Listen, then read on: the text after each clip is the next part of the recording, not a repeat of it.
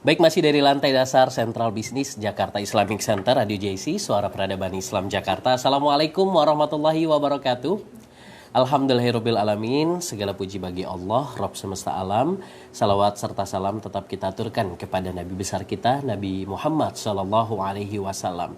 Baik mitra JC, Alhamdulillah kita kembali hadir menemani ruang dengar Anda dalam program SKS edisi hari ini tanggal 6 September 2021 pukul 10:11 waktu Indonesia Barat. Mitra JC, mudah-mudahan di program SKS Sharing Knowledge Series yang tentunya ini diinisiasi oleh Divisi Pendidikan dan Pelatihan Jakarta Islamic Center, Badan Manajemen, ini memberikan edukasi untuk Anda mitra yang saat ini sedang mendengarkan baik melalui FM di Radio JC di 107.7 atau YouTube kami di JC Channel, JC TV, serta melalui live streaming kami di www.islamicstripcenter.or.id. Nah, mitra JC, di tema kali ini kita akan mengupas satu tema yang amat sangat menarik ya, berkaitan dengan manajemen stres pasca pandemi bersama narasumber kita di sebelah kiri Bang Dipo atau di layar mitra JC, Ibu Mia Silmia MSI. Nanti kita akan berbincang-bincang dan nanti juga akan ada opening speech dari Kepala Subdivisi Pendidikan dan Pelatihan Jakarta Islamic Center, yaitu Ibu Dr. Rina Uswatun Hasana, SOSI MM. Nanti kita akan bincang-bincang. Tapi sebelumnya, untuk mitra JC yang hari ini ingin bergabung, ingin bertanya, ingin sharing, kita bisa memberikan kesempatan untuk mitra baik melalui SMS ataupun melalui interaktif. Nomornya di 0852 1170 0770. Sekali lagi di 0852 1170 0770. Nah, untuk mitra JC juga yang ingin bergabung bersama kita juga melalui live Facebook, silakan tulis saja komentar, nanti kita akan sapa satu persatu. Mudah-mudahan pertanyaan yang mitra JC kirimkan, insya Allah kita akan jawab juga pada hari ini. Baik, mitra JC, langsung saja kita akan menyapa yang pertama, Ibu Mia Silmia dulu. Assalamualaikum. Waalaikumsalam. Apa kabarnya Ibu Mia?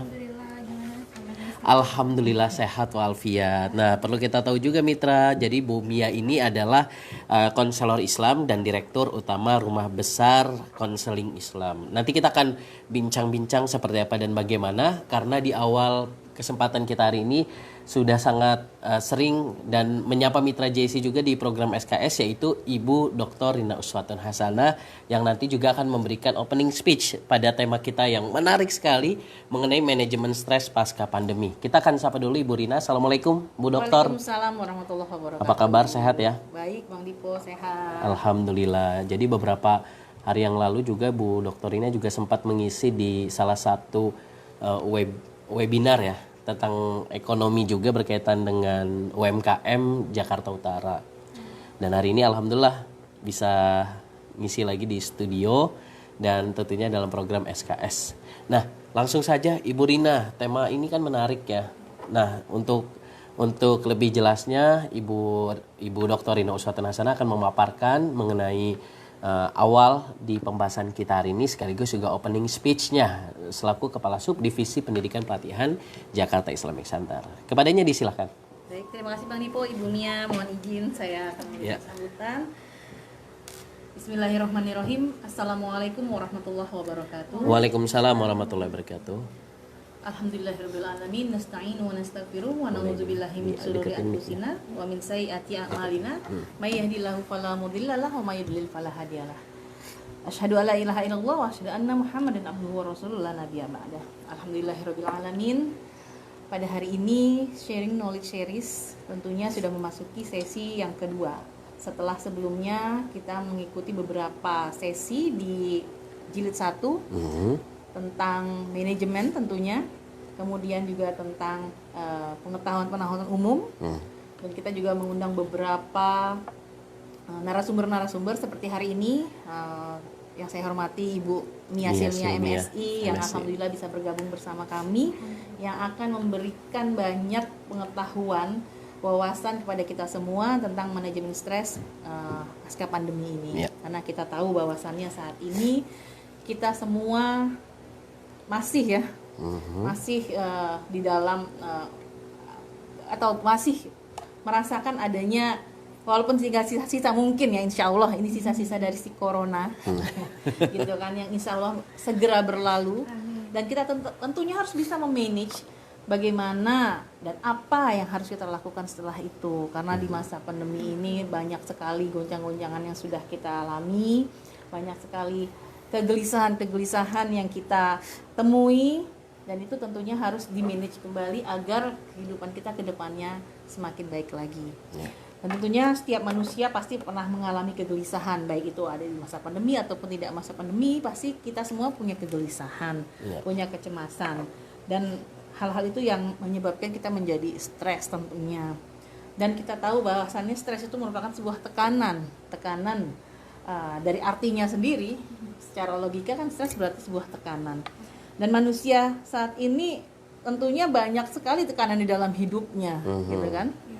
Karena di dalam Al-Quran sendiri kita juga sudah mengetahui bahwasannya Allah memberikan ujian-ujian kepada kita semua, di mana surat Al-Baqarah 155 bahwa Allah menurunkan ujian kepada kita semua, dan tentunya bagaimana kita harus bisa menghadapinya. Di ayat 156 berikutnya Al-Baqarah, Allah menerangkan bahwasannya orang-orang yang menerima ujian itu tentunya dia harus berserah kepada Allah. Bagaimana juga ayat itu menyebutkan, a'udzubillahi minasyaitonirrajim, bismillahirrahmanirrahim, alladzina idza asabathum musibah qalu inna lillahi wa inna ilaihi rajiun. Jadi tentunya kami adalah milik Allah, dan kami harus mengembalikan semuanya kepada Allah Subhanahu wa taala. Dan di ayat 157-nya juga disebutkan di Al-Baqarah bahwasannya orang-orang tersebut adalah orang-orang yang mendapat petunjuk jika ia mau berserah kepada Allah Subhanahu wa taala. Dan maka pada pagi hari menuju siang hari ini tentunya tepat sekali dengan hadirnya Ibu Mia Silmiah yang akan memberikan kita masukan-masukan, pengetahuan bagaimana manajemen stres di pasca pandemi ini. Dan tentunya Ibu Mia ini juga merupakan seorang direktur utama dari Rumah Besar Konseling Islam, yang di dalamnya akan banyak sekali solusi-solusi yang bisa diterima, yang bisa dirasakan oleh seluruh masyarakat, Ibu Mia. Tidak tertutup, tidak di DKI saja, tapi seluruh Indonesia, karena kan kita bisa lewat online juga, Ibu Mia ya. Dan tentunya SKS kali ini memang agak sedikit berbeda, jadi kita akan membahas seri-seri psikologi. Jadi nanti ada kepanjangannya Bang Dipo. Apa tuh? SKS SPD, Sharing Knowledge Series, seri penyadaran diri. Jadi akan tema-tema psikologi namanya SKS SPD. Untuk SKS yang sifatnya umum itu SKS sesi 1, 2, 3 sekian. Jadi kita insya Allah SKS ini akan berkembang terus. Yang dibutuhkan masyarakat akan kita berikan informasi-informasi yang update untuk masyarakat. Dan tentunya Bang Dipo, Jakarta Islamic Center melalui divisi pengkajian dan pendidikan, khususnya di Subdiv Diklat ini juga mengadakan beberapa training-training, pelatihan-pelatihan. Dan yang terdekat, insya Allah minggu depan kita akan membuka untuk diklat pendidikan bahasa Turki. Karena kita juga sudah bekerja sama dengan Turki Sulaimania. Dan insya Allah semua kebutuhan-kebutuhan masyarakat yang kita akomodir, insya Allah jika kita mampu memberikan yang terbaik untuk masyarakat akan kita berikan. Jadi mudah-mudahan bagi Anda semua yang di rumah tidak menutup kemungkinan bisa belajar, bisa mendapatkan informasi. Jadi semua tidak terbatas, unlimited gitu. Bisa mendapatkan dari mana saja, yang penting kita mau berusaha dan mencari informasi tersebut. Demikian mungkin dari saya Bang Dipo. Terima kasih. Selanjutnya kami serahkan kepada Ibu Mia, namun Bang Dipo mungkin akan memberikan wawasan lebih jauh tentang RBKI ini. Demikian dari saya, kurang lebihan mohon maaf. Assalamualaikum warahmatullahi wabarakatuh. Ya, waalaikumsalam warahmatullahi wabarakatuh. Nah, Mitra JC tadi sudah kita dengarkan mengenai opening speech ya oleh Dr. Rina Uswatun Hasanah SOCMM selaku Kasubdiv dari Pendidikan Pelatihan Jakarta Islamic Center, yang tentunya membawa pesan bahwa insya Allah juga di sesi-sesi selanjutnya juga nanti akan ada perubahan yang lebih baik lagi seperti itu, dan rencana juga nanti akan ada series mengenai psikologi itu sendiri, karena betul banget ya sekarang sudah pandemi memang masih ada seperti itu, tapi alhamdulillah untuk saat ini untuk di wilayah Jakarta berkurang, dan bahkan Jakarta sudah masuk ke zona hijau atau zona kuning ya menurut informasi yang Bang Dipo dapatkan. Nah, tentu kalau kita bicara pandemi COVID-19 ini memunculkan banyak sekali kekhawatiran untuk semua orang ya. entah itu para pekerja, ibu rumah tangga, dan hampir seluruh profesi pun ini berdampak pada apa yang kita rasakan begitu, dan ini juga akan berdampak kepada mental kita. Nah, untuk itu kita harus mengetahui nih seperti apa sih manajemen stres pasca pandemi. Nah, nanti insya Allah akan disampaikan oleh Ibu Mia Silmia MSI selaku konselor Islam dan Direktur Utama Rumah Besar Konseling Islam. Perlu kami sampaikan sebelumnya, Rumah Besar Konseling Islam ini adalah sebuah lembaga biro psikologi profesional yang membantu klien menemukan solusi permasalahan untuk mencapai sebuah tujuan dalam meningkatkan kompetensi, kapasitas, dan produktivitas melalui pendekatan berbasis Islam. Nah, kalau Bang Dipo bacakan profilnya ini cukup panjang, jadi langsung saja. Nampaknya Mitra JEC juga sudah penasaran seperti apa dan bagaimana pembahasan kita hari ini. Dan sekali lagi kami ingatkan untuk mitra yang ingin bergabung silakan di 0852 1170 0770. Sekali lagi di 0852 1170 0770. Nah, baik, langsung saja kita akan menyapa Ibu Mia Silmia MSI selaku konselor Islam. Assalamualaikum Bu Mia. Apa kabar? Sehat ya? Alhamdulillah, insya Allah selalu sehat lahir batin. Iya, alhamdulillah, senang banget ya hari ini kita bisa ngobrol yang sebelumnya juga pernah sempat di Radio JC tapi melalui virtual Zoom. Iya, betul. Tapi banyak mitra JC juga yang menginginkan kalau bisa ketemu dan bisa siaran Insya Allah ya. langsung di studio, dan alhamdulillah hari ini kita bisa bersuah. Nah, hari ini temanya mengenai manajemen stres pasca pandemi. Sebelum kita mengulik dan membahas lebih dalam lagi, Bu Mia silakan dulu memberikan awalan atau bahasa ilmiahnya ini adalah pendahuluannya seperti apa nih. Baik. Nah, kami persilakan Bu Mia. Ya, terima kasih Bang Dipo, terima kasih Bu Rina. Bismillahirrahmanirrahim. Assalamualaikum warahmatullahi wabarakatuh. Waalaikumsalam warahmatullahi wabarakatuh. Alhamdulillahilladzi an'amna bil iman wal Islam. Asyhadu an la ilaha illallah wa asyhadu anna Muhammadar Rasulullah. Allahumma shalli ala sayyidina Muhammad wa ala alihi washabbi. Yang saya hormati host kita yang Bang semangat Dipo. sekali hari ini, amin ya. Amin ya Selalu rabbal semangat. alamin, semangat. Kalau semangat imunnya tinggi jadinya. Iya ya. Bang Dipo, Hmm. yang saya hormati juga Kepala Subdivisi Pelatihan Pendidikan dan Pelatihan. Pelatihan. Sahabat saya Ibu Dr. Rina Uswatun Hasanah Ya. SOSI MM ya. Panjang sekali, Masya Allah, hebat, luar biasa. Alhamdulillah, puji syukur kehadirat Allah Subhanahu Wa Taala. Pada pagi hari ini kita semua diberikan kesehatan, jasmani rohani, sehat lahir batin ya, sehingga kita semua bisa sama-sama sharing untuk tema manajemen stres pasca pandemi. Salawat dan salam tak lupa kita sampaikan kepada baginda besar Nabi Muhammad Sallallahu alaihi SAW. wasallam. Mudah-mudahan kita semua mendapatkan syafaat dari beliau. Amin. Amin ya rabbal alamin. Oke, kenapa sih manajemen stres pasca pandemi? Kan pandeminya masih ada, gitu. Itu yang tadi kita sempat Iya. ngobrolin ya. Kok pasca sih? Padahal pandeminya betul sekali. Kenapa kita bilangnya pasca? Padahal pandemi ini masih terus berlanjut. Tetapi di sini kita perlu berhusnuzon, kita perlu menyemangati diri kita dari kata-kata itu sendiri, pasca. Jadi kita punya satu sugesti juga dari diri kita, oh ini sebenarnya sudah menurun, walaupun di luar sana masih banyak angkanya tinggi, tetapi dengan kata-kata, karena 20% kata-kata itu menimbulkan sugesti ya, kita membangun sesuatu yang baru, kita bilang aja pasca, walaupun masih, tetapi kan angkanya sedang turun dan kita akan memulai sesuatu yang insya Allah sedikit-sedikit lagi kembali normal. Makanya kita bilang pasca. Kok pasca kok menimbulkan stres? Betul, karena setelah kita dipaksa untuk beradaptasi dengan situasi pandemi selama hampir 2 tahun ya, mungkin 1 tahun lebih ya. 1 tahun lebih ya. Kita kan dipaksa untuk beradaptasi Bang Dipo ya di dalam pandemi ini. Kita dihadapkan oleh situasi yang kita nggak pernah kepikiran sebelumnya. Bang Dipo pernah nggak dirawat di rumah sakit? Enggak, untuk sementara. Nama gitu, nama. Bu Rina pernah nggak? Dia Pernah dulu ya. Berapa hari itu Bu Rina? Ada yang 7 hari. 7 hari. Itu rasanya gimana? Itu yang cuman sakit apa ya? Sakit apa waktu DBD itu? waktu itu. DBD, iya, sakit DBD. Itu gimana rasanya? Nggak betah. ke depan. 7 hari Nggak bisa makan kerja, enak nggak gitu. bisa, nah, Pikiran apa-apa. itu hanya 7 hari ya. Ya. Ini bayangin kita dipaksa 1 untuk tahun. menghadapi Betul. situasi ini 1 tahun lebih. Itu rasanya gimana Iya. gitu. Nah, itu dia yang akan menjadi satu satu lingkup baru dalam kehidupan kita. Kita harus hadapin, kita harus fight, kita harus melawan, dan kita harus punya semangat dari diri kita sendiri.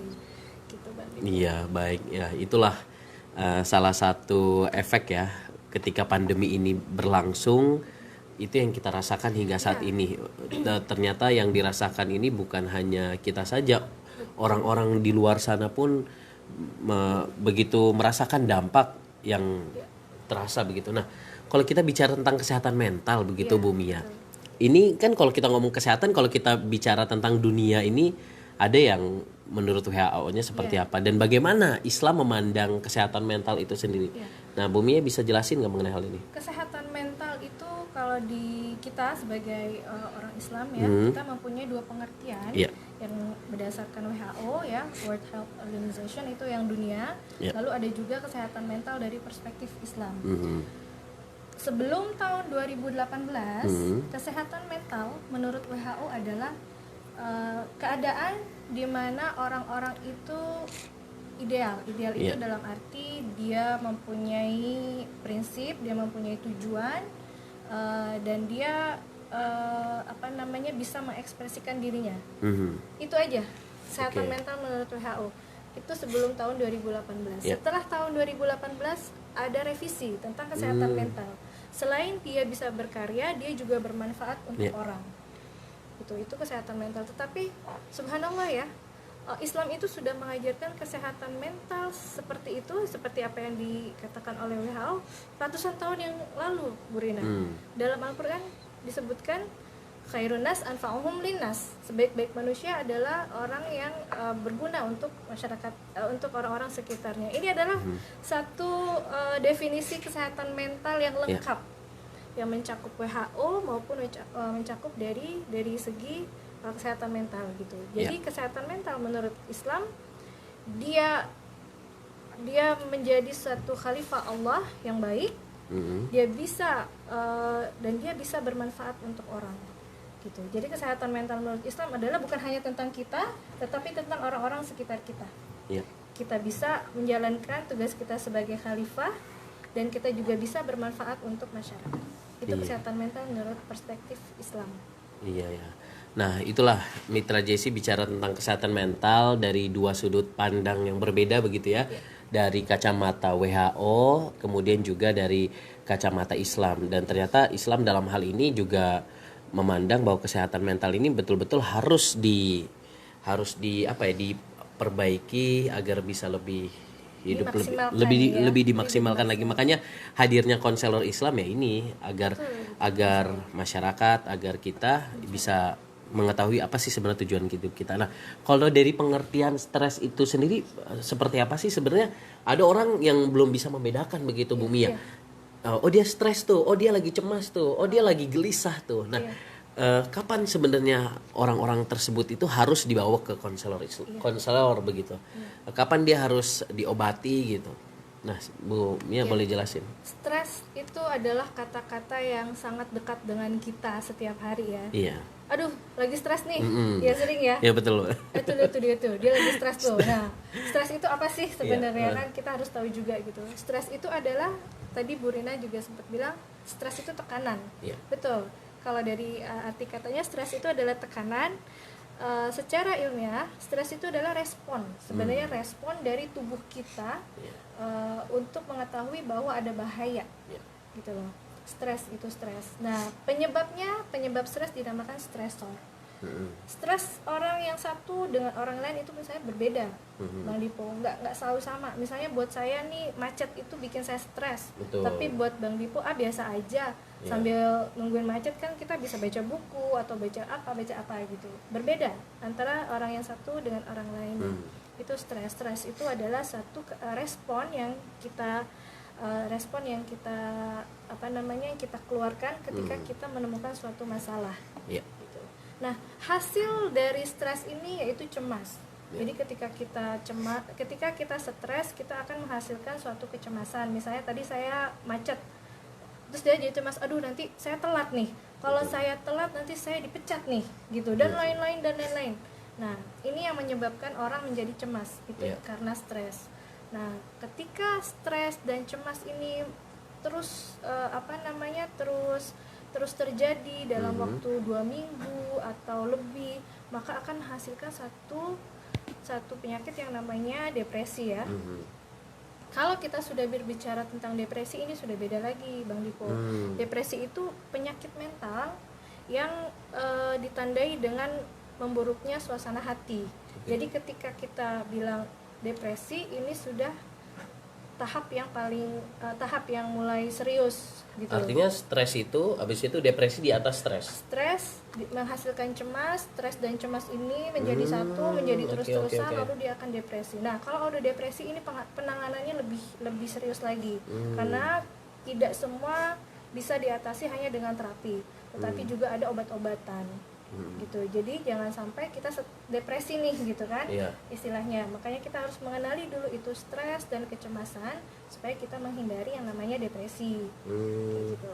Karena kalau sudah depresi, nanti mungkin kalau stres dan cemas ini masih bisa ditangani oleh konselor atau psikolog, tapi kalau sudah depresi, sudah menyangkut tentang obat-obatan, sudah tidak bisa lagi. Terus kita dibawa harus dokter. bawa ke psikiater, dokter spesialis kesehatan jiwa, seperti itu.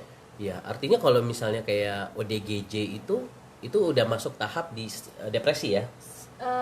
Berbeda ya. Oh, itu beda lagi? Enggak, maksudnya gini, kalau ODGJ ini kan belum tentu karena stres gitu loh. Ada yang karena putus obat atau narkoba ya. Ada yang juga macam-macam, bukan hanya dari stres itu aja gitu. Nah, Bu Mia kalau melihat sendiri bagaimana nih? Apa kalau kita lihat data sebelum pandemi dan sesudah pandemi gitu, itu lebih banyak mana begitu? Apakah memang salah satu faktor dari pandemi ini banyak orang-orang yang akhirnya stresnya tinggi begitu, atau tingkat depresinya tinggi? Kalau sebelumnya tuh seperti apa kalau menurut data? Kita itu masuk pandemi itu tahun 2019 Maret ya, sebenarnya 2018 mohon maaf 2020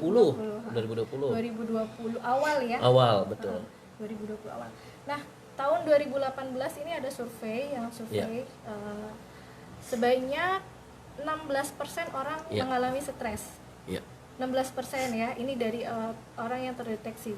Tapi terakhir kita punya data dari Persatuan Dokter Kesehatan Jiwa Indonesia tahun 2020, angka itu langsung melesat Bang Dipo. Dari 16% jadi 64%. Ini Masya Allah kalau kita bilang resesi kesehatan mental ya, itu resesi, bukan resesi ekonomi aja. Karena apa, hampir dari 50% ternyata yang menyebabkan. Dan ini perlu kita tahu juga, ini adalah angka yang tersurvei. Angka yang tidak tersurvei saya rasa lebih banyak lagi, seperti fenomena gunung es ya. Betul. Yang terlihat itu hanya atasnya saja, yang bawah itu justru lebih banyak karena tidak terdeteksi. Artinya ya kalau kita berbicara tentang survei, dari tahun 2018 ke tahun 2020 itu naik sebanyak 44% lebih.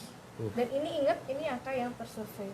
Jadi memang Masya Allah ini pandemi ini membuat orang-orang yang tadinya mungkin kuat kuat batin ya, lahir batin ya gitu ya, tapi sekarang butuh penguatan lagi gitu. Karena ada orang yang bisa mengatasi, ada juga orang yang membutuhkan bantuan untuk mengatasi stres ini. Iya.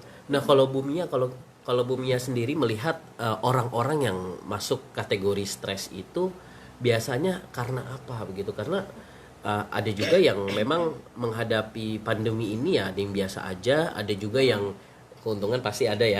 ada yang merasa untung gitu. Positif. Tapi ada juga yang malah lebih kebanyakan sih orang-orang yang stres gitu. Nah, kira-kira apa dan kenapa ini? Tadi saya sempat bilang kalau faktor penyebab stres satu orang dengan orang lain itu berbeda ya, Bang Dipo. Ada orang yang dihantam beberapa masalah dia kuat banget gitu ya istilahnya. Ada juga orang yang cuman, kalau kita bisa bilang aduh masalahnya nggak seberapa deh dengan masalah saya gitu, tapi udah fragile, udah apa namanya, udah rentan sekali gitu. Jadi kalau misalnya penyebab stres satu dengan orang lain itu pasti berbeda-beda. Apa yang menyebabkannya? Mungkin salah satunya bisa jadi pola asuh ya. Bagaimana kita mendidik anak, bagaimana kita mendidik anak supaya anak itu tangguh gitu ya. Atau bagaimana juga mungkin kehidupan sosialnya dia gitu. Jadi kalau faktor penyebab stres ini adalah banyak dan tidak sama antara satu orang dan lainnya gitu. Ada yang stres bisa menjadi depresi karena dia punya penyakit yang berkepanjangan. Ada juga orang yang stres karena apa namanya, kehilangan pekerjaan dan lain-lain gitu. Ada PHK gitu ya. Betul PHK kita ya, di samping kita mengalami resesi ekonomi juga ya, resesi kesehatan mental yang tadi saya bilang gitu, karena sangat pesatnya angka yang terdeteksi untuk orang-orang yang mengalami stres di tahun 2020-2021 ini gitu. Bu Mia, saya juga pengen tahu juga nih mengenai tahap-tahapan stres begitu, karena stres itu kan sesuatu yang kita tidak bisa ketahui gitu. Bahkan konselor aja mungkin ya melihat secara tanpa diwawancara juga belum tahu apakah dia stres atau tidak. Nah, kalau kita lihat tahapan stres itu seperti apa dan ciri-ciri orang yang stres itu yang lebih mudah kita ketahui itu seperti apa sebenarnya? Kalau stres, kita berbicara tentang stres, kita harus tahu juga sebenarnya kalau kita ngomongin tentang stres ini tidak harus selalu negatif sih Bang Dipo. Stres itu ada dua, dibagi dua ya. Ada yang namanya eustress, ada yang namanya distress. Eustress ini adalah stres yang menyenangkan. Kok ada ya stres yang menyenangkan? Ada. Contohnya anak-anak. Nah ya, anak-anak di rumah, aduh dia jerit, dia berantem segala macam, tapi satu sisi kita melihat dia juga lucu, itu adalah stres yang menyenangkan buat kita, eustress gitu ya. Ada juga namanya distress, ya berarti stres yang tidak menyenangkan, ya misalnya stres yang membutuhkan banyak pikiran, tenaga dan waktu untuk mengatasinya gitu. Nah, tingkat stres juga itu ada 3 Bang Dipo. Kalau kita ngomongin stres itu ada stres yang ringan, ada stres yang sedang, dan juga stres yang berat gitu. Stres ringan ini adalah stres yang kalau kita punya masalah kita bisa langsung cepet ngadepinnya. Misalnya ketika kita deadline ya gitu, cepet gampang. Kita stres awalnya karena harus deadline, harus stres tapi kita bisa langsung ngerjain. Itu stres ringan yang gampang lah gitu. Lalu ada stres yang ringan, stres yang sedang, ini adalah stres yang ideal. Kenapa ideal? Karena stres ini membuat kita jadi semakin produktif. Bayangin kalau kita nggak punya masalah, flat banget hidupnya loh, ya kan?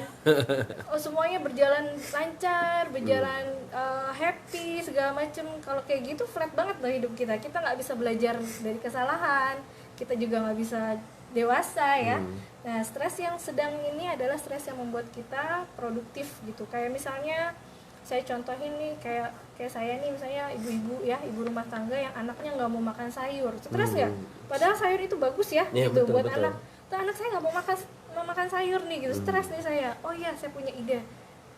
Kita bikinin bento yang lucu-lucu ya, atau sayuran itu kita bentuk, kita apalah segala macam. Jadi anak kita mau makan. Nah, itu adalah stres ideal, stres yang membuat kita jadi produktif, gitu. Lalu yang terakhir stres berat. Stres berat ini stres yang biasanya lebih dari 2 minggu dan membutuhkan waktu, menghabiskan energi kita, seperti itu. Nah, apa ciri-cirinya orang yang stres ini gitu? Di samping kalau misalnya kita bisa melihat sendiri, kita juga bisa memperhatikan ciri yang paling reliable atau ciri yang paling kelihatan gitu ya, adalah anhedon. Apa itu? Anhedon itu adalah susah untuk bahagia.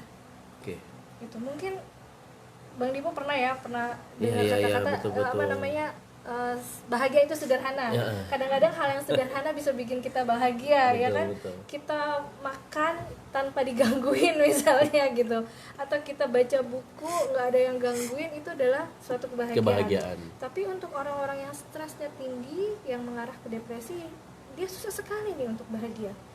Dikasih misalnya diajak jalan ke tempat favoritnya gitu, datar aja. Oke. Atau kamu mau beli apa, sesuatu yang menyenangkan. Kalau buat saya yang menyenangkan itu makanan misalnya. Saya beli itu, saya makan, saya bahagia. Tapi ini kok enggak ya, gitu. Itu ciri-ciri yang paling reliable. Padahal dia udah dikasih kesukaannya tapi dia tidak bahagia. Apapun yang dia suka, diajak jalan kemana, tapi kok susah sekali gitu, merasakan bahagia. Itu ciri yang paling reliable. Lalu yang kedua, dia sudah mulai menarik diri ya, nggak bisa bersosialisasi. Nah, kalau orang depresi masih bisa nggak dia bekerja? Masih bisa loh Bang Dipo. Iya. Orang depresi itu dia bisa datang ke kantor, dia kerja bisa. Tetapi apa? Kinerjanya menurun. Lalu low moodnya tuh kayak orang lemah aja. Kamu kenapa lelah? Mungkin kamu butuh istirahat. Dia udah istirahat, udah tidur 8 jam atau 10 jam bahkan gitu. Menurut kita kan sudah cukup ya, cukup istirahat. Tetapi dia kok masih merasa lelah aja.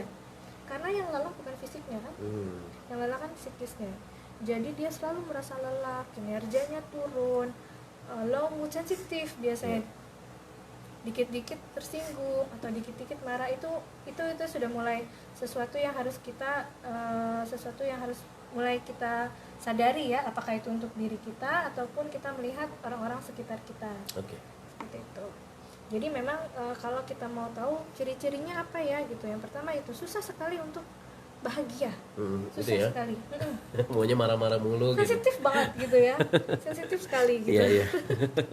Iya, jadi itulah Mitra JC ya, tadi ada tiga tipe ya.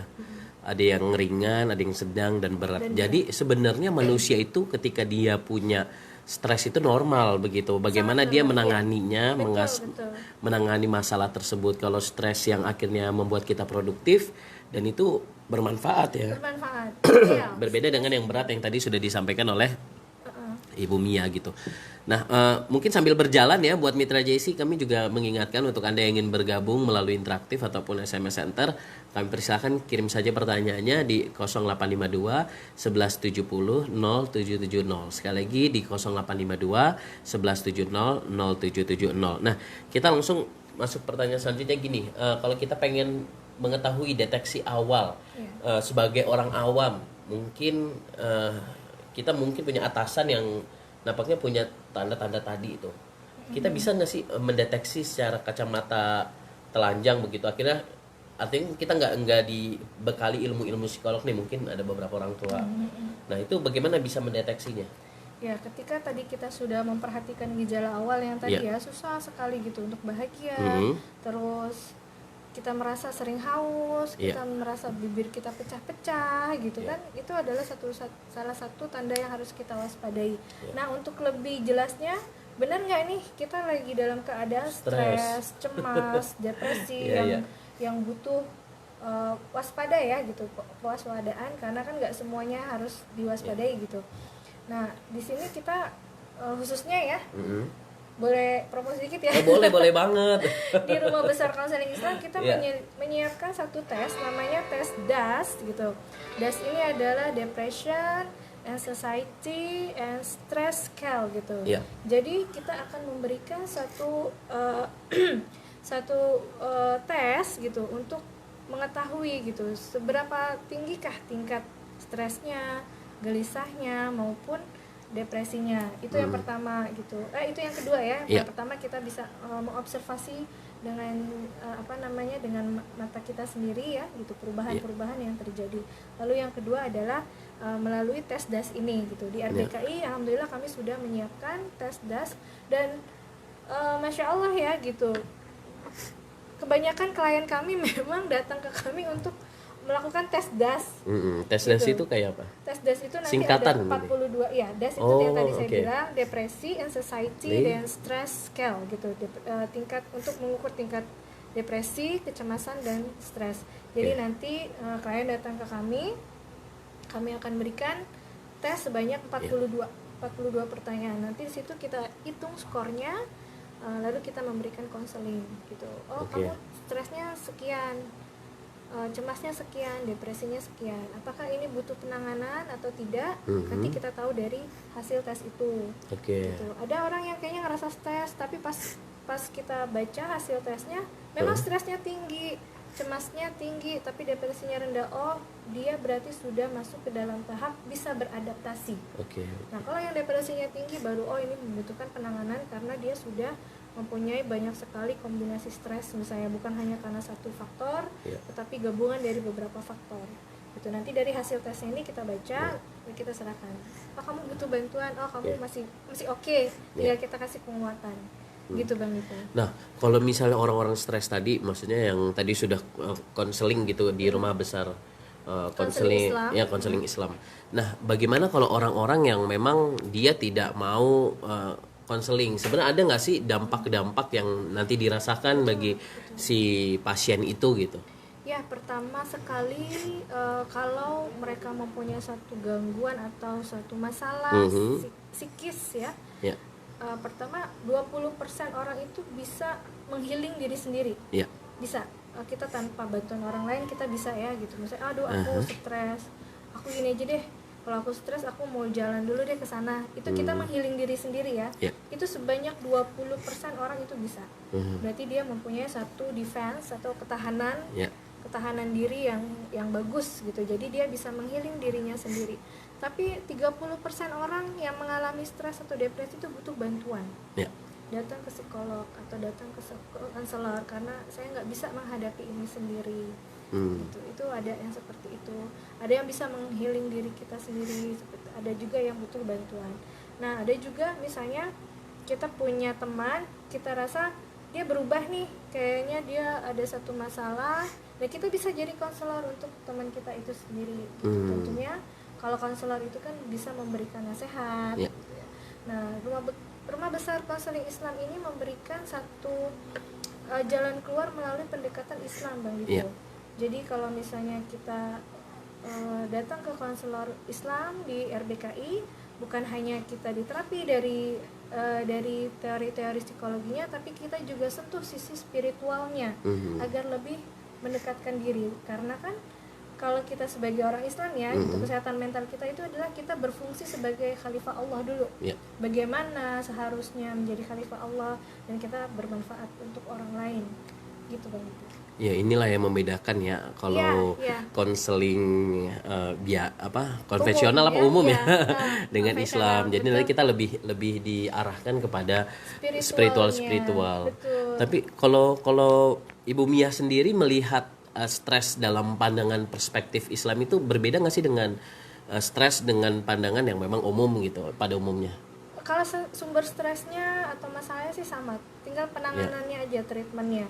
Kadang-kadang gitu, kita kan butuh penguatan secara spiritual. Misalnya gini, kita kasih contoh Rasulullah SAW pernah nggak sih stres? Kalau kita bisa ukur ya gitu, Rasulullah itu tingkat cemasnya, tingkat stresnya atau tingkat depresinya itu pernah sangat tinggi ketika Amul Huzni ya, tahun kedukaan ya. Nah, ketika dia ditinggal oleh Khadijah, lalu ditinggal oleh Abu Bakar, itu kan benar-benar tahun yang sangat-sangat bikin tahun kesedihan. Betul. Mungkin kalau kita bisa ukur tingkat stresnya, itu adalah tingkat yang sangat tinggi gitu. Puncak-puncaknya kesedihan beliau. Nah, kita memberikan penguatan bahwa Rasulullah pun pernah stres, pernah sedih. Tidak apa-apa kamu stres, tidak apa-apa kamu sedih. Yang harus kita waspadai adalah ketika ini sudah menjadi sesuatu yang berkepanjangan. Jadi kamu stres, nggak apa-apa. Sedih wajar, depresi boleh-boleh aja gitu misalnya ya, dalam tahap yang masih normal. Tetapi cara treatmentnya ini yang kita berikan penguatan. Tadi yang seperti tadi pas Bu Rina bilang bahwa ketika kita mendapatkan suatu masalah, qalu inna lillah wa inna ilaihi raji'un, balik lagi dulu ke Allah. Ini adalah suatu ujian yang Allah kasih ke kita. Kenapa Allah kasih ke kita? Karena kita disayang sama Allah, karena kita dikenal oleh Allah gitu. Kamu mau nggak dikenal Allah gitu? Menipu mau nggak dikenal Allah? Mau ya. Dikenal presiden bangga nggak? Dikenal menteri bangga nggak? Dikenal sama Pak Anies Baswedan bangga ya? Bangga itu. Apalagi kalau kita dikenal Allah. Nah, kalau kita dikenal Allah, salah satunya kita dikasih ujian karena Allah kenal sama kita. Gitu loh, penguatan bahwa tidak apa-apa kamu menjadi stres, tidak apa-apa kamu punya masalah. seperti itu. Iya. Kalau ini menarik banget ya kalau membahas mengenai stres ya, mulai dari gejala awalnya, deteksi dininya, bahkan dalam perspektif Islam ternyata juga memiliki makna khusus menangani stres itu sendiri. Nah, sejauh ini orang-orang yang datang pengen ini juga, pengen sharing juga sama Rumah Besar Konseling Islam. Sejauh ini orang-orang yang datang ke Rumah Besar Konseling Islam itu seperti apa? Biasanya keluhannya seperti apa? Mungkin tanpa disebutkan namanya begitu. Oh, macam-macam ya, apalagi sejak pandemi ini banyak sekali masalah baru yang bermunculan. Seperti itu. Dulu mungkin masalahnya adalah kinerja kerja. Kinerja kerja. Sekarang masalahnya apa yang mau ditingkatin, pekerjaannya aja nggak ada. Benar. Seperti itu gitu ya. Belum lagi masalah rumah tangga. Untuk ibu-ibu rumah tangga, masalah yang baru muncul adalah PJJ, sekolah online. Ya, mungkin kalau kita ya gitu. Kalau saya kan punya anak yang masih SD kelas 5 dan kelas 3 itu online. Oh, kita langsung menyapa dulu sebelum kita bahas lanjut lagi. Halo, assalamualaikum. Halo, assalamualaikum. Ya, waalaikumsalam warahmatullahi wabarakatuh. Dengan siapa di mana? Iya, dengan Arifin dari PWNU ini. Oh iya, silakan Pak Arifin. Langsung bertanya kepada narasumbernya. Di sini ada Ibu Mia dan Ibu Rina Uswatun Hasanah. Baik, terima kasih Pak host Bang Dipo ya. Oh iya.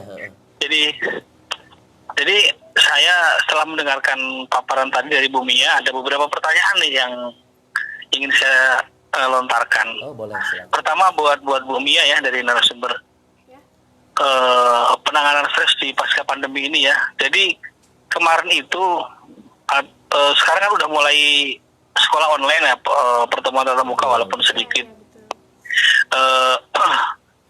Kemarin itu anak-anak belajar di rumah. Jadi pengaruhnya itu adalah mereka jadi dengan perangkat Android seperti gadget itu susah sekali lepas gitu loh. Jadi kalau diminta, jadi mereka kayak stres gitu. Agresif ya. Bisa nggak itu? Iya, jadi lebih gimana gitu. Pertanyaannya gimana? Bisa nggak itu ditangani, dan kalaupun bisa, penanganannya seperti apa gitu? Karena dengan kejadian seperti itu, kita sebagai orang tua ikut stres juga tentunya gitu loh. Iya. Ada lagi Pak Arifin? Terus yang kedua untuk Bu Rina ya, Bu Rina Uswatun Hasanah ya, setelah yang di Jakarta Islamic Center, bahwa kita ada pertanyaan nih untuk Bu Rina.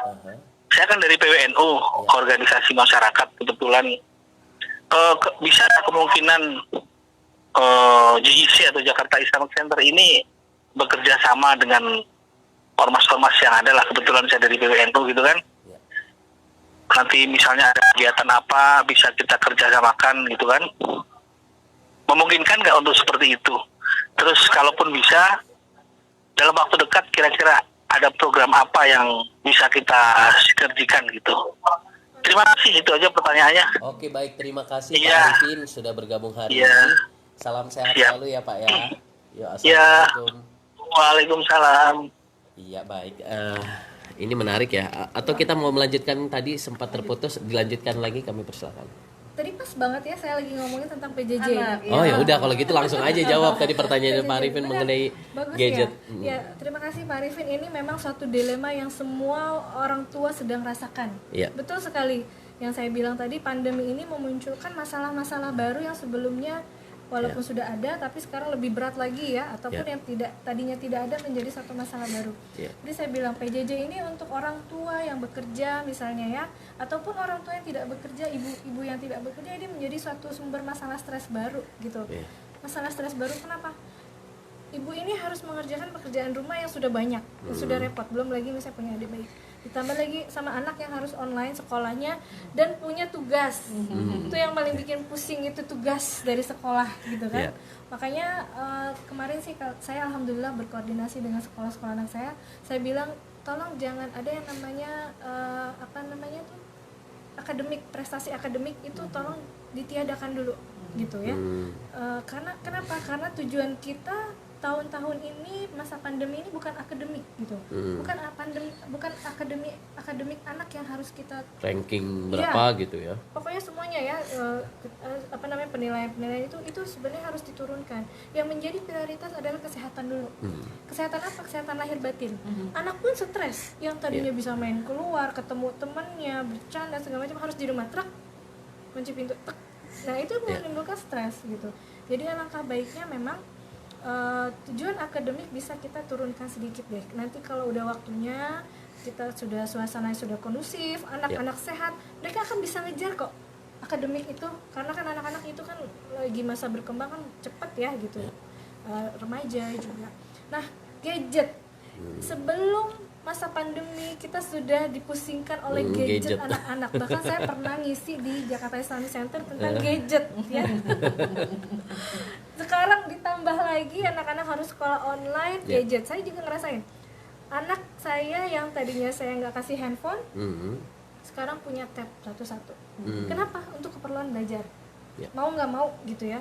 Nah, ini adalah satu problematika tersendiri buat kita. Gimana caranya nih ketika pandemi ini sudah mulai berangsur-angsur pulih, sekolah juga sudah mulai dibuka, tetapi gadget masih ada di tangan anak kita. Gimana nih caranya? Betul sekali. Kecanduan gadget ini pertama menyebabkan anak menjadi agresif, salah satunya. Agresif dan ansos, antisosial. Jadi ketika tadinya dia bisa bersosialisasi cepat sekali sama teman-temannya, main kesana, cuma dia sekarang asik sendiri dengan gadgetnya, ansos. Lalu agresif, ketika kita ambil, marah, tantrum ya, bahkan ada yang marah, bahkan ada anak yang bisa nahan lapar loh, karena sibuk gadget. Akhirnya dia tatonya dia udah gemeteran. Itu ada salah satu klien kami ya, yang anaknya tuh kecanduan gadget gitu ya, sampai lupa makan gitu, lupa buang air besar, akhirnya sakit. Gitu. Sakitnya dari situ gitu, sakit fisiknya karena dari situ gitu. Ditahan nanggung ya, bentar lagi mau selesai gitu ya. Mereka belum makan kalau belum gemeter. Oh gitu. Itu adalah satu penyakit psikis ya sebenarnya kan, yang berakibat ke fisik gitu. Lalu gimana caranya nih kita pelan-pelan mengembalikan lagi anak-anak kita sebelum pandemi, artinya mengembalikan mereka ke gadget yang normal. Anak-anak milenial, sekarang anak-anak milenial ya, kalau kita apa? Kolonial.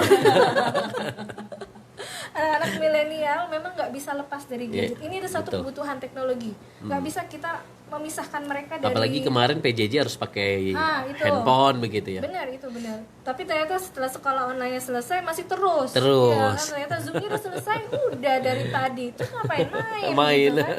Lo keterusan gitu. Kita memang tidak bisa memisahkan anak dari teknologi. Yang bisa kita lakukan hanya membatasi. Memisahkan tidak bisa, karena ya sekarang semua informasi ada di teknologi.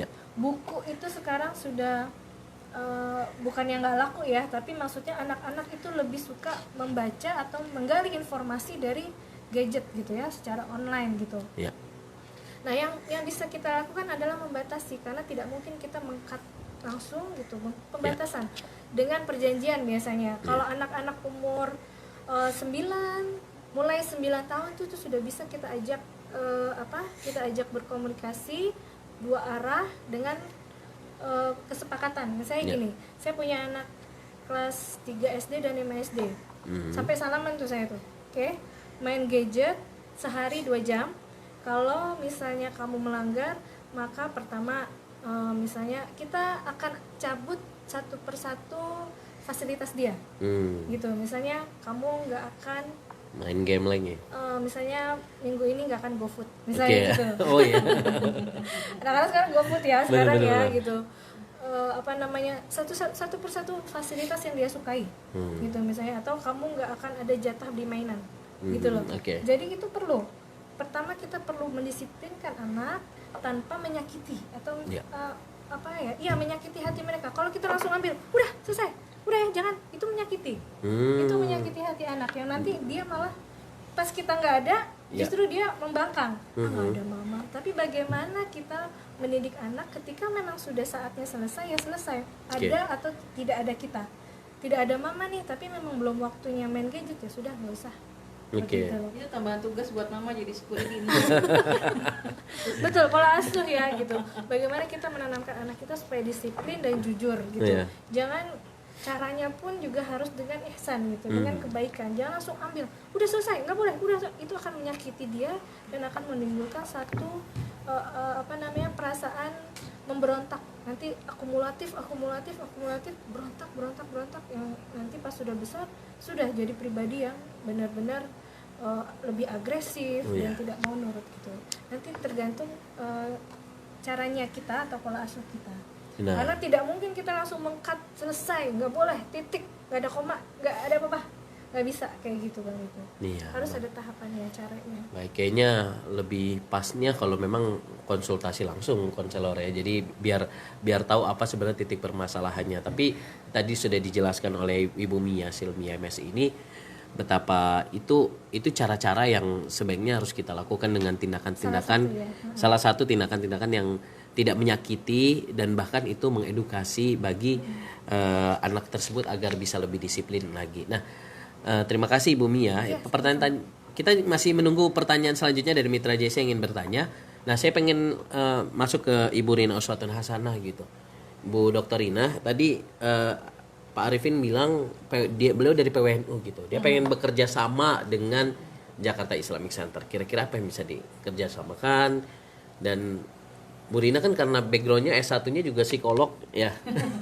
mungkin boleh juga komentarin gitu mengenai tema kita hari ini. Mungkin mikrofonnya Bu Rina. Ya, kami persilakan. Baik, terima kasih Bang Dipo dengan Bapak Arifin ya tadi dari PWNU. Terima kasih banyak sudah mendengarkan acara kita sebelumnya. Memang ini live radio, tadi saya sudah cek keluar radionya sudah on. Jadi artinya memang sudah mengudara kita. Dan ini Jakarta Islamic Center saat ini memang masih jika lihat di Google Maps dan sebagainya masih tutup sementara gitu kan. Kalau misalnya saya cek ketika kita lagi di perjalanan saya lihat, tapi tidak menutup kemungkinan kita untuk melakukan sebuah kegiatan atau program-program yang bisa dilakukan walaupun terbatas. Dan memang untuk organisasi masyarakat, kemudian lembaga-lembaga baik itu agama ataupun lembaga sosial lainnya, silahkan jika ingin bekerja sama dengan kami. Tentunya di Jakarta Islamic Center terdiri dari beberapa divisi, beberapa bidang. Ada sosial budaya, takmir, kemudian ada juga bisnis, ada juga infokomnya, dan saya di sini memang di pendidikan pelatihan. Jadi nanti ketika akan bekerja sama kita sesuaikan dengan divisi kita masing-masing, yang urusannya dengan diklat, maka bisa ke kami atau saya. Seperti saat ini adalah misal dengan kegiatan yang edukasi, jadi bisa melalui divisi saya. Seperti Bu Mia saat ini kan sebenarnya sifatnya memang general umum, tapi ini kan mengedukasi masyarakat. Jadi diambil alih oleh divisi pengkajian dan pendidikan. Nah, jika nanti organisasi dari PNU Pak Arifin ini ingin mengadakan kegiatan yang sifatnya bakti sosial atau kegiatannya yang berkenaan dengan divisi lain, maka akan dialihkan kepada divisi lain. Namun saat ini Jakarta Islamic Center khususnya di divisi diklat memang beberapa waktu ke depan ada beberapa agenda. Di antaranya tadi yang kami masih susun untuk tema-tema berikutnya adalah SKS SPD tadi, yang tema-tema kegiatan untuk penyadaran diri. Karena kan seperti halnya tema kita hari ini, manajemen stres. Jadi mungkin di luar sana banyak sekali orang yang sedang gelisah. Betul. Saya tidak menyebut stres, tapi gelisah, gitu kan. Kemudian juga bahasa Turki tadi, program pendidikan bahasa Turki, karena kami insya Allah beberapa waktu ke depan akan bekerjasama dengan Turki Sulaimaniyah, akan dibangun pesantren tahfiz Sulaimaniyah, dan kami akan memberikan training kepada masyarakat untuk belajar bahasa Turki. Untuk bahasa Inggris dan bahasa Arab lainnya, kami sebenarnya di radio ini sudah ada beberapa ini ya Pak Dipo ya, Bang Dipo ya. Jadi Bang Jai dan Pak Adewindi ya. Pak Adewindi itu sudah melakukan kajian-kajian tentang diklat bahasa Arab ataupun bahasa Inggris oleh Mbak Zoma ya. Dan itu sudah kami lakukan, sudah rutin juga gitu. Jadi hal yang menarik lainnya adalah mungkin nanti kedepannya ada bahasa Mandarin seperti itu kan, Bahasa atau bahasa opa-opa Korea mungkin bisa jadi gitu kan. Yang Lengkap akan ya, insya Allah kita akan melengkapi sedikit demi sedikit. Insya Allah yang dibutuhkan masyarakat kita usahakan untuk bisa terrealisasikan. Oke. Kalau misalkan tadi menambahkan dari Bu Mia tentang gadget itu, saya juga kan punya anak kecil gitu di rumah ya. Artinya memang bagaimana pola asuh orang tua akhirnya itu tadi saya bilang kan akhirnya beban tugas kembali kepada orang tua dan Security ibu mom. ya khususnya ya. Jadi security in home, at home gitu kan. Ya jadi apa namanya? Ini nih kaitannya nanti dengan rumah besar konseling Islam. Jadi akan banyak ibu-ibu, mama-mama yang dalam tanda kutip stres. Itu bisa konseling ke RBKI. Gitu kan. Jadi nggak hanya apa namanya yang punya kasus-kasus besar, artinya itu sebenarnya mama-mama ini akhirnya perlu tempat curhat kalau menurut saya kan. Dan itu kadang ayahnya, papanya di rumah pulang kerja udah capek, mamanya mau curhat kemana nih gitu kan. Akhirnya minum teh sari wangi dulu. Tit, gitu kan. Akhirnya kita bingung kemana ya, bisa konseling ke sini gitu kan. Iya. Ini Jangan di tukang sayur ya. Jatuhnya nanti jangan gosip. bergibah ya. Gitu kan. Ini kan solusi juga gitu, ada rumah besar konseling Islam gitu kan. Kemudian juga kalau saya melihat dari cerita dari Einstein sendiri itu kan, ini ada kisah sedikit sebenarnya. Einstein itu kan ketika SMP menuju SD SMP itu kan dia dikeluarkan dari sekolah. Itu yang saya baca ya. Tapi ibunya mendapat surat itu tidak diberitahukan kepada Einstein, surat pengeluaran dia dikeluarkan dari sekolah. Tapi ibunya itu malah merahasiakan itu dan mengatakan kepada Einstein bahwa kamu adalah anak hebat, maka sekolah itu tidak bisa mengimbangimu di dalam pelajarannya, sehingga kamu harus disekolahkan di sekolah khusus yang teman-temanmu memang pandainya setara denganmu. Jadi maka dia dikeluarkan dari sekolah itu, keluar dari sekolah itu. Padahal ketika Einstein besar dan ibunya sudah tiada, dia menemukan surat itu. Di surat itu dinyatakan bahwa ternyata dia dikeluarkan, bukan dia harus sekolah itu tidak bisa menerima dia karena kepintarannya, tapi karena dia tidak sama dengan teman-teman lain, maka dia harus dikeluarkan. Dan jadilah dia Einstein. Artinya kan akhirnya ibu yang berperan di situ. Nah ini lagi ibu memang jadi ya kan, ya apa sih namanya, Umi itu kan disebut 3 kali ya kan. Ibu-ibu itu menjadi contoh yang paling berat di rumah gitu. Nah buat ibu-ibunya kalau sudah mulai tidak nyaman di rumah, bagaimana lagi ya, berarti dia harus konseling ke RBKI. Saya nih iklan lagi nih jadinya Bang Dipo. Kebetulan kan Bu Mia ini kan juga ustazah juga gitu kan. Kemudian juga konselor juga. Jadi insya Allah yang kita berikan, konseling-konseling yang kita berikan juga kan harus bernilai dengan agama ya gitu. Itu Bang Dipo. Mungkin dari saya seperti itu. Baik, kebanyakan nih kayaknya Bang Dipo. Terima kasih Ibu Dr. Rina Uswatun Hasanah ya. Mau tambahin ya. Oke. Tadi saya tuh benar-benar terenyuh ya, benar-benar kena banget itu yang tadi Bu Rina Yang bilang mana? dari ibu. Oh, dari ibu. Dari ibu, karena kenapa ibu Umi Madrasatul Ula. Gitu. Anak belajar apapun pertama kalinya itu dari siapa? Dari ibu. Dari ibu. Dari ibu gitu ya. Kenapa sih ibu gitu? Kenapa ibu nih selain dari sisi agama diprioritaskan perempuan, ternyata dari segi kecerdasan pun ibu itu menyumbang sebanyak 45%.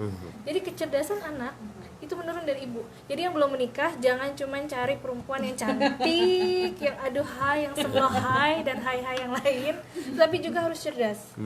Cerdas itu gimana sih maksudnya tuh harus S1, S2, S3, S4? Enggak, bukan. Cerdas itu bukan seperti itu. Cerdas itu adalah dia memotivasi diri dia untuk selalu belajar. Itu ibu yang cerdas. Nah, kebetulan nanti jam 1 ada live IG di Rumah Besar Konseling Islam tentang mengenali kecerdasan anak supaya ibunya cerdas, anaknya hebat. Gitu. Jadi kita perlu tahu juga kecerdasan anak, karena mungkin tadi Einstein itu dia tidak pintar di satu bidang tapi ternyata di bidang lain. Kadang-kadang stigma orang tua kalau anak-anak nilai matematikanya 7, 6, aduh masa depannya suram nih anak. Aduh anak gue bodoh nih misalnya gitu ya. Padahal ternyata kecerdasan dia bukan di situ. Kecerdasan dia adalah di tempat yang lain. Kecerdasannya mungkin kecerdasan body gitu, mungkin bisa jadi atlet gitu ya. Dulu kalau kita ditanya, Bu Rina masih kecil nih, cita-citanya apa? pasti seputar dokter, dokter, pilot. insinyur, Insinyur. udah gitu ya, seputar itu. Tapi kalau anak-anak sekarang, kayak anak saya ditanya, mau jadi apa kamu udah besar? Chef. Anak saya menjadi YouTuber loh. YouTuber. YouTuber, Nah, ini Master kan suatu Chef ya. perkembangan yang- Master Chef gitu ya. Iya, itu perkembangan ya? yang kita nggak terpikirkan oleh kita dulu. Iya, Kita iya. idealnya tuh dokter, Guru gitu ya. pilot, polisi gitu. Sekarang betul. animator ya, Animator. kan suka gambar, macam-macam Betul, betul. gitu. Ini adalah suatu kecerdasan yang harus juga kita pahami Ya. gitu. Makanya nanti nonton lagi ya live Ya. IG-nya Di RBKI ya, Rumah Iya, Besar insya Allah. Konseling Islam. Baik, nampaknya biar Bang Dipo juga nggak punya hutang nih sama Mitra JC, kita langsung satu aja pertanyaan, mungkin sekian aja jawabnya Bu Mia, karena memang waktu kita juga sangat Oke, terbatas. iya. Ini Assalamualaikum warahmatullahi wabarakatuh, Bu Mia dan Bang Dipo. Kalau mau konseling ke psikolog, kira-kira apa sih yang nanti akan ditanyakan? Dan kedua, kapan kita harus dibawa ke psikolog? Mungkin tadi yang pertanyaan kedua sudah dijawab ya. Ya, di tapi reminder tadi. tapi di reminder lagi mengenai pertanyaan tersebut. Nah, kami persilakan. Kira-kira apa yang ditanyakan psikolog kepada nanti- orang yang nanti datang gitu? Ya. Nanti kan ada nomor telepon admin, nanti bisa chat admin, nanti admin yang akan mengarahkan. Oke. Biasa biodata biasa dulu ya gitu, nama, alamat, lalu keluhan awal. Nanti setelah itu admin akan mencarikan psikolog yang bisa langsung menangani, karena Ya. di Rumah Besar Konseling Islam alhamdulillah kami punya psikolog senior yang khusus anak-anak ada gitu kan, menangani anak-anak, menangani orang dewasa dan lain-lain gitu. Nanti akan diisi formulirnya gitu. Nah, kapan sih kita harus datang ke konselor gitu? Atau kita harus berkonsultasi ketika kita merasa mempunyai masalah yang berlarut-larut, yang lama jangkanya, waktunya, dan kita tidak bisa menangani sendiri. Ya. Awalnya kita harus punya support system. Seperti misalnya kalau support system kita suami, ya suami, pasangan, tapi pasangan kita juga banyak pekerjaan misalnya, atau sahabat kita support sistemnya boleh gitu. Tapi ketika kita tidak bisa mengandalkan mereka, kita bisa datang ke konselor. Baik, oke. Kalau misalnya saya punya masalah terus curhat ke teman, selesai, ya sudah gitu kan. Mungkin atau kita butuh nasihat yang lebih atau terapi yang lebih dalam lagi, baru kita bisa datang ke konselor. Iya, iya, baik. Sebenarnya kalau misalnya Mitra JC gitu yang pengen menginginkan konselornya datang ke rumah, sebenarnya bisa ya, asalkan Ya. asalkan memang ada perjanjian gitu ya. Dengan perjanjian. Saya Oke. kemarin juga menangani ada berapa ya? Sejauh ini ada 2 ya. Iya. Itu saya datang ke rumah karena memang tidak memungkinkan Oke. untuk klien kami datang ke kantor, dan untuk online pun ada beberapa orang yang tidak nyaman ya. Ya. Online itu ada yang nyaman, ada yang tidak nyaman. Yang tidak Ya. nyaman bisa datang, atau kalaupun mereka tidak bisa datang, kami bisa home visit. Oke. Ya. Baik, terima kasih Ibu Mia Silmia. Terima Mungkin kasih. terakhir yang ingin disampaikan dan pesan buat Mitra JC, singkat saja. Oke, bismillahirrahmanirrahim. Ketika kita membahas tentang stres, kegelisahan, kecemasan, dan depresi, selalu kita tanamkan pada diri kita bahwa yang pertama adalah Allah sedang menguji kita dengan suatu ujian yang mungkin dengan ujian itu dihapusnya dosa-dosa kita. Makanya ketika kita mendapatkan suatu ujian, yang perlu kita lakukan pertama adalah self acceptance, menerima bahwa ujian ini adalah untuk kita, dan berhusnuzon kepada Allah bahwa segala sesuatu yang Allah berikan kepada kita adalah tanda cintanya Allah kepada kita. Lalu yang ketiga, kita bersyukur. Kenapa bersyukur? Karena Allah mengenal kita. Makanya kalau kita punya ujian atau masalah, alhamdulillah, saya dikenal sama Allah, saya dikenal oleh Allah gitu. Dan yang keempat adalah selalu kita tanamkan bahwa dalam surat Al-Insyirah Allah mengulang ayatnya sebanyak 2 kali. Bismillahirrahmanirrahim. Inna ma'al usri yusra, fa inna ma'al usri yusra. Bahwa ketika kita mendapatkan masalah, janji Allah adalah akan ada kemudahan. Lalu Allah ulangi lagi, akan ada kemudahan. Itu yang harus kita pegang teguh, apapun yang sedang kita hadapin, apapun yang sedang masalah yang sedang kita jalankan. Insya Allah dengan sugesti seperti itu, dengan penguatan ayat-ayat Quran, dan dengan hadirnya Rumah Besar Konseling Islam, insya Allah kami akan memberikan satu pelayanan di mana kami akan memberikan ketenangan dan terapi-terapi sesuai dengan syariat Islam. Oke. Terima kasih. Baik, terima kasih untuk Ibu Mia Silmiah Ya, MSI. Kalau Ibu Rina Uswatun Hasanah sendiri selaku Kepala Subdivisi Pendidikan Pelatihan, apa yang ingin disampaikan? Closing statement di tema kita hari ini, singkat saja. Baik, terima kasih Bang Dipo. Ibu Hajah Mia, Ustazah Hajah Mia sudah menyampaikan Amin. untuk kita hari ini diskusi daging semua ya. Ya, Jadi alhamdulillah saya ucapkan terima kasih banyak, dan tentunya kita sebagai umat muslim harus bisa resilience terhadap diri kita, lingkungan kita, keluarga kita gitu kan, harus bisa penuh dengan ketahanan diri sehingga apapun yang menjadi gejolak di dalam hidup kita bisa menghadapinya dengan berserah diri kepada Allah tadi, Al-Baqarah 156. Jadi tidak ada sebuah ujian yang tidak bisa dilewati oleh umatnya ketika dia mengembalikan segala ketentuan kepada yang memberikannya. Artinya apa? Jangan putus dengan doa. Artinya dengan doa apapun bisa dirubah, apapun bisa menurut Allah kun fayakun, maka itu bisa terjadi. Jadi kita tidak ada yang tidak mungkin selama kita berusaha, berdoa, dan selalu positive thinking.